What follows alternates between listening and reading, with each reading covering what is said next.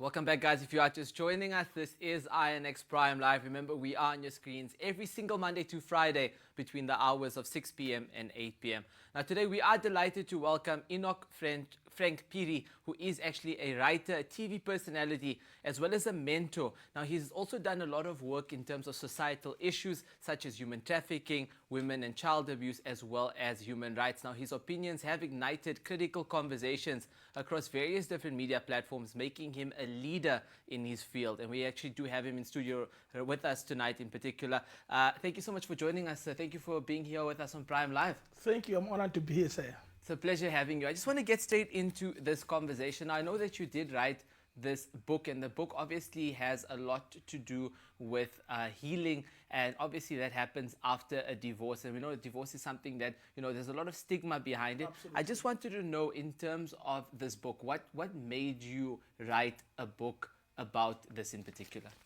I think what prompted me to write the book was my journey. You know, after my divorce, I experienced a lot of stigma, both in business and also in the religious space. You know, where people that would come up and say, I mean, how do we trust you with millions if your ex-wife or your wife is busy sniffing millions from you? So it became a very contentious issue in business. Then most people, they say, okay, let's do business with him, but at the arm's length. Yeah. Then in the religious space, you know, where people would say that, look, you are in the clergy, you're a religious person, and when you go through divorce, how will people look at you? What does God say about you? You know, because obviously no one who gets married to divorce, and also at the same time, no one who decides to divorce without a reason, you know, especially if you are the person on the other side of receiving the stroke. That's very, very true. And I mean, I just want to touch on some of the comments and questions coming in from social media as well. We are seeing a lot of people speaking about other incidences, Sure, you know? Sure. And you're looking at stuff like, for example, very recently we saw Lakau, for example, from Drip. We know that obviously a lot of his personal matters came into the media because of, you know, what happened, for example, with his wife.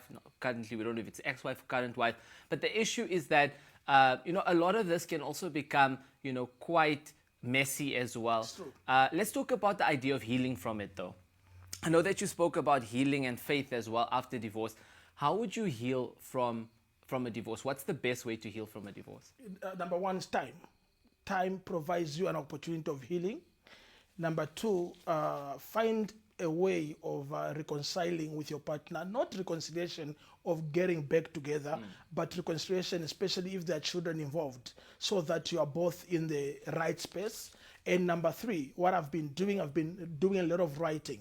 If, you know, I would wake up one morning and I would be feeling very angry on that day, in that morning, I would write what I'm feeling. If the following day I would be feeling happy, I would write what I'm doing. Then I took some time in Australia.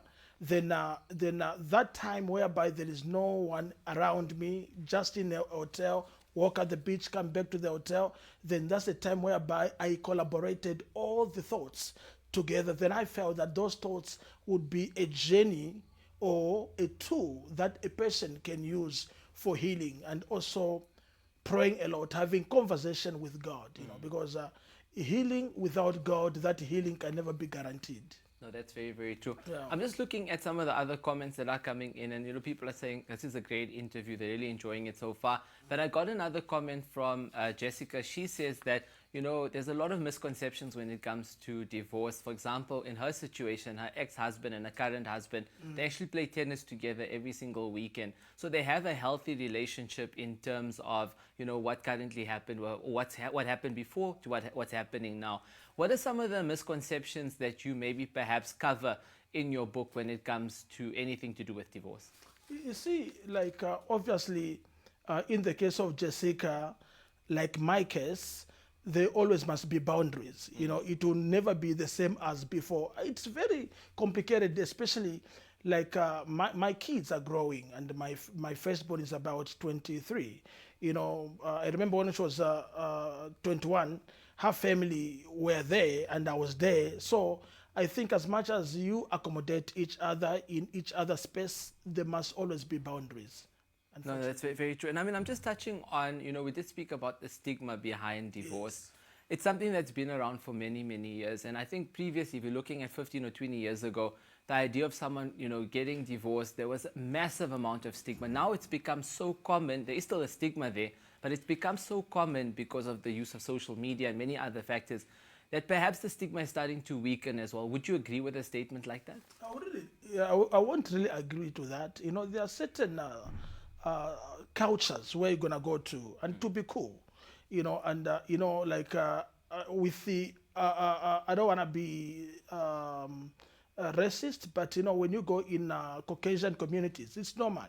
But if you can go to typical black communities, it becomes an issue. There's an attachment associated to you, and most times people even assume that perhaps you did something wrong, perhaps you even cheated on your wife. So the issue of stigma, like it is being neutralized, but in my experience, it's still there because I am very much strong within the religious community and also the African community. Like where I come from, we don't believe in divorce. Yeah. We believe whenever there is a problem, we've got a problem with your wife, you call your family. There'll be two big families to talk about your issue. It won't be discussed in the courts and in the social media. Unfortunately, it's happening now. In my opinion and experience, there's always that attachment of stigma to it. Yeah, and I want to just touch on that as well. I mean, you're also looking at the concept, you just spoke about it. Now we're talking about social media. Social media has become so prominent in the last 20 years. Yeah. And it's a lot of the reasons why people end up getting together, but also getting divorced as well. I got a question from Taba as well. And Taba was saying that as much as social media is the reason why people are dating and getting divorced, what role does social media play in terms of healing after a divorce? Social media can mess your life up. I am on different TV platforms like Moja Love, and I one day spoke about my personal story. Wow, you've got no idea what happened on that. I was sleeping for the next 3 days. Social media is not a friendly platform. Actually, people on social media are angry and are bitter. They always, not all of them, by the way, let me clarify my statement, but most of them, they just express their own miseries. So social media is a platform which one can never use it as a platform and a compass for their personal healing. So where healing is concerned, you need one-on-one. Every human being has got that one brother, that one sister that he or she can call when they are going at the lowest.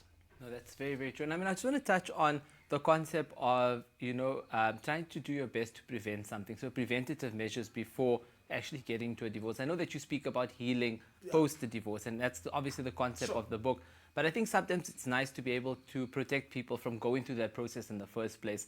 What are some of the tips that you might be able to share in terms of, couples and relationships to prevent them from having to then go through a healing journey of a divorce? You see, I think, there's a lot of pressure around life in general today. People are pressurized by friends. Perhaps you are married to a man who's been working for 5 years and suddenly this man can't provide. A woman changes, sometimes vice versa.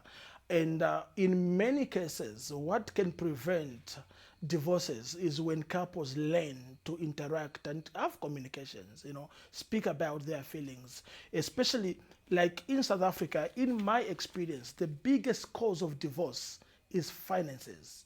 And when there's no proper adjustment, and you'll be shocked what happened to COVID. For the first time, this man and this woman must wake up together and spend the whole day together because they're on lockdown. And for the first, in Zulu they say, "Baqala badinana." You start irritating each other. And after what happened, there were a lot of divorces afterwards. Because our lifestyle is different from the ancient times where people just meet and greet, even if they're married. But now there came a time whereby people spend together time. So I think what causes divorce mainly, it's a misunderstanding where finances are concerned. in my opinion. Yeah, and I do think that's one of the main reasons as well, without a doubt. I just want to touch on your book in particular. I know a lot of people are excited about the book.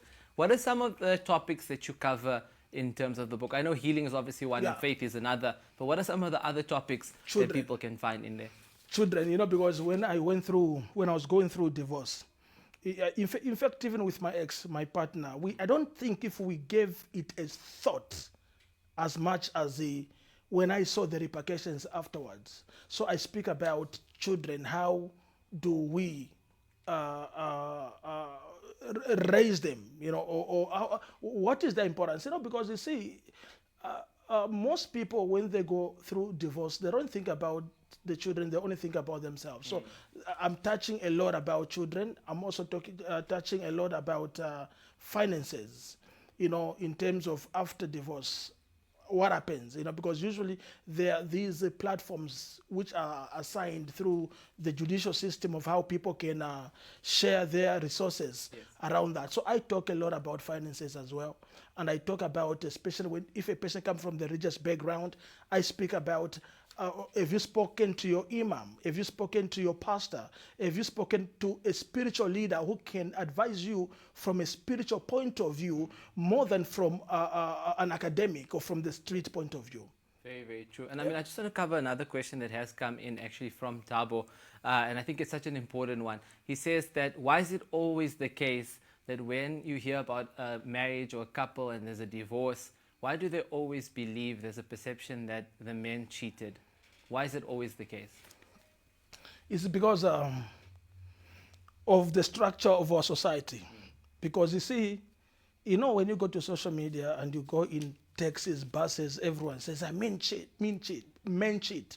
Men are like dogs. People say a lot of things. And when you go through a divorce, people just assume. Because there's a lot of assumption around divorce, especially if you are both disciplined, a man and a woman are disciplined, and you are not talking about the reason why you are divorcing, because I remember my story was all over the news, all over the papers, and at that point, a lot of journalists wanted to know the reason why.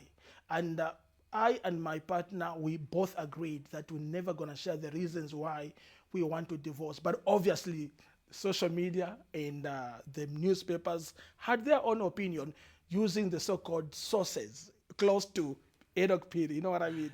Very, very true. It's obviously the people closest to you that share that information. Yeah.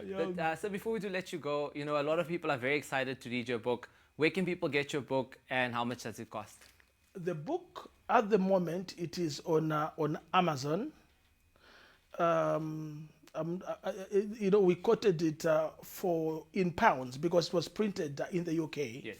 But we're just gonna translate it quickly to the rand value, because we were trying to look at the market and the rand value, how much would it cost, but it will be in the shelf in the last week of December. That's very, very exciting. Just before, or actually during that festive period of Christmas and New Year, a lot of people are going to be very excited to get it. Very good timing and good marketing as well. Indeed. But so thank you so much for joining us on INX Prime Live. Thank you very much. It was really an honor having me here. Thank you so much, guys. That is Mr. Enoch Frank Phiri, who is actually a TV personality and author, but also someone who really wants to spend his time creating a lot of impact to be able to help couples and married couples in that sense to find their life after a divorce. Now, on that note, we are going to take a quick ad break. We'll come right back.